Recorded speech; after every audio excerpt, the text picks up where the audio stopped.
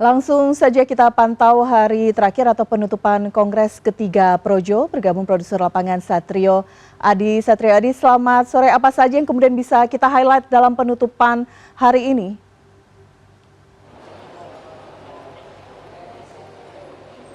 Selamat sore Elvira, benar sekali bahwa Kongres ketiga Organisasi Masyarakat Projo baru saja berakhir sekitar pukul 15:30 waktu Indonesia Barat, di mana hasil dari Kongres ini sendiri yang utama ialah kembali menetapkan Budi Aris Setiadi sebagai Ketua Umum Projo periode 2025 dan sampai dengan 2030. Selain itu, Budi Ari juga tadi dalam pidatonya menegaskan kembali seperti apa yang disampaikan pada Kongres pertama hari kemarin, bahwa Organisasi Masyarakat Projo ini akan mendukung sepenuhnya pemerintahan serta program-program kerja dari Presiden terpilih Prabowo Subianto dan Wakil Presiden Gibran Raka Buming Raka. Meskipun Budi Ari juga menegaskan bahwa Projo ini tidak akan mengubah format organisasi dari yang sebelumnya organisasi masyarakat menjadi partai politik. Selain itu, tadi Budi Ari menyebut bahwa Projo ini bertugas untuk ikut serta mengawasi beberapa program prioritas Presiden Prabowo dan Wakil Presiden Gibran, seperti misalnya makan bergizi gratis, sekolah rakyat, dan juga program koperasi desa Merah Putih. Selain itu, highlight kedua yang disebutkan oleh Budi Ari adalah akan melakukan restrukturisasi organisasi, seperti misalnya dengan mengubah logo dari Projo sendiri. Jika kita bisa flashback ke tahun 2014, bahwa Ormas Projo ini pertama kali dibentuk sebagai simpatisan untuk mendukung Presiden Joko Widodo yang akan mencalonkan diri pada saat itu, kemudian juga berlanjut di periode kedua Presiden Jokowi di tahun 2019. Namun setelah 2 kali periode pemerintahan Presiden Jokowi, maka arah politik dari organisasi masyarakat Projo sendiri ini perlu dipertanyakan, akan dibawa kemana arah politik dari Projo ketika Jokowi ini sudah tidak bisa mencalonkan kembali sebagai Presiden Republik Indonesia. Dan tadi Budi Aris Setiadi menyatakan bahwa selain akan mendukung pemerintahan Prabowo Gibran sampai dengan tahun 2029, Budi Ari juga menyatakan akan masuk ke dalam Partai Gerindra, yaitu partai yang dipimpin oleh Prabowo Subianto. Meski itu merupakan keputusan pribadi, namun tidak diikuti oleh seluruh organisasi ataupun seluruh simpatisan yang tergabung dalam Ormas Projo itu sendiri.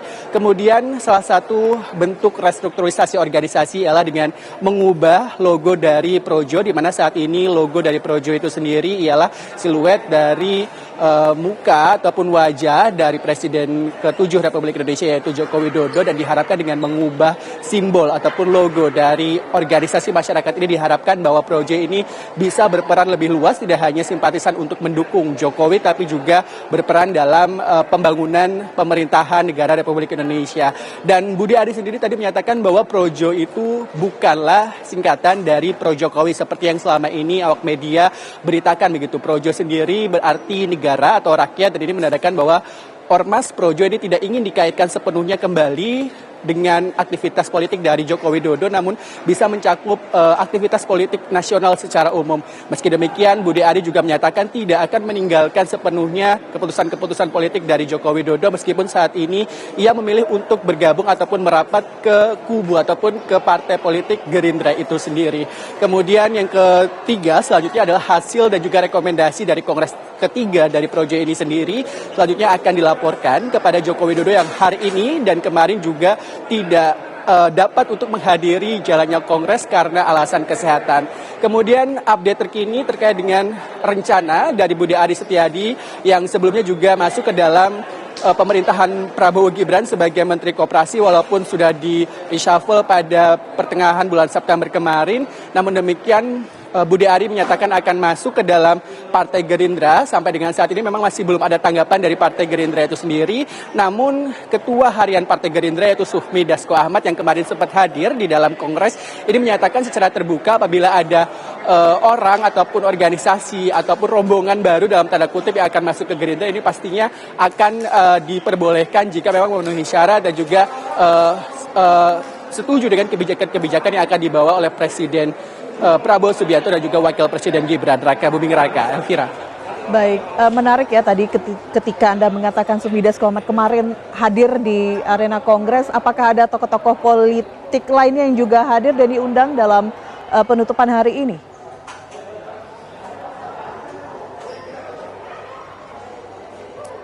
Ya, sejak saya berada di lokasi Kongres ketiga Projo, yaitu di Hotel Grand Saija di kawasan Sudirman, Jakarta, memang tidak terpantau tokoh politik yang hadir pada penutupan Kongres ketiga Projo kali ini. Yang hadir hanya Budi Aris Setiadi dan juga sejumlah formatur yang memang ditunjuk. Hari ini ada 5 formatur yang ditunjuk sebagai pengurus dari organisasi Projo. Berbeda dengan hari kemarin, walaupun Presiden ke-7 Joko Widodo ini diundang untuk hadir, namun tidak bisa karena alasan kesehatan. Kalau kemarin Jokowi ini mengirimkan video pernyataan, namun hari ini video pernyataannya tidak diputar kembali. Kemudian tokoh politik yang kemarin malam sempat hadir ialah Ketua Harian Partai Gerindra Sufmi Dasko Ahmad, namun pada Kongres ketiga untuk penutupan hari ini tidak terlihat adanya tokoh-tokoh politik ataupun tokoh dari partai politik lain yang hadir dalam Kongres ketiga Projo hari ini. Elvira. Baik, terima kasih Satrio Adi langsung dari penutupan Kongres ketiga Projo. Selamat sore.